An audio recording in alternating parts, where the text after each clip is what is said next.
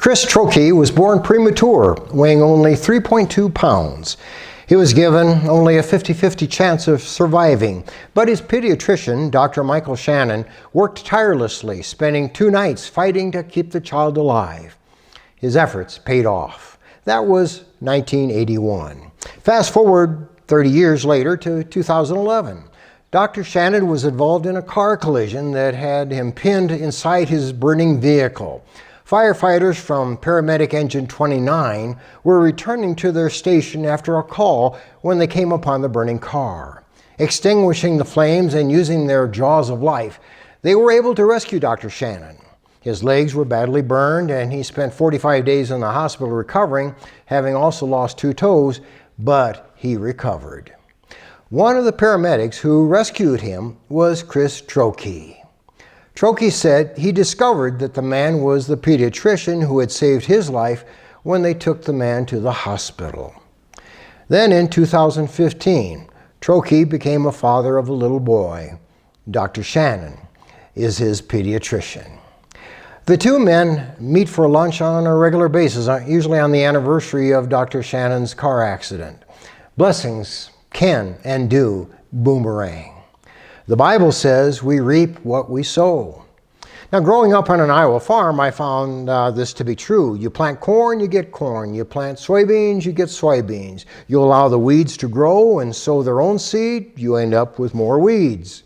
But then, if you've ever planted anything from petunias to peas, you know the principle.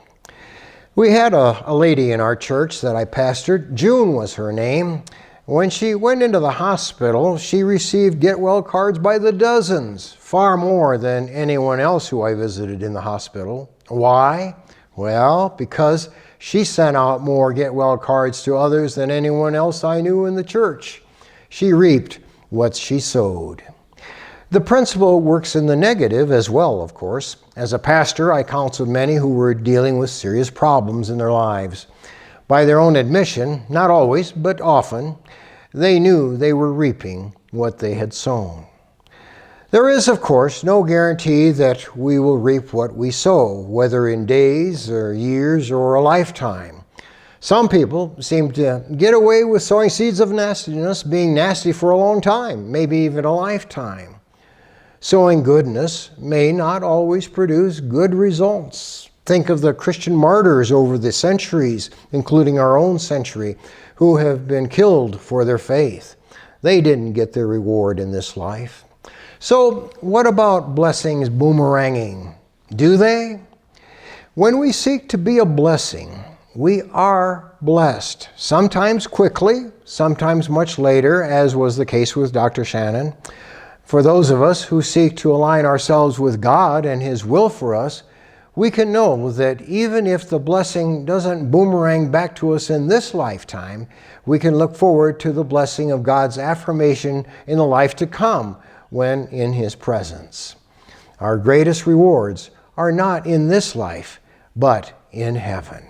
So, let's live life with the gusto of giving ourselves to others, carrying out God's purposes for us, and not being so concerned if we're getting our fair share here and now. Sooner or later, maybe much later, in heaven, the blessings do boomerang.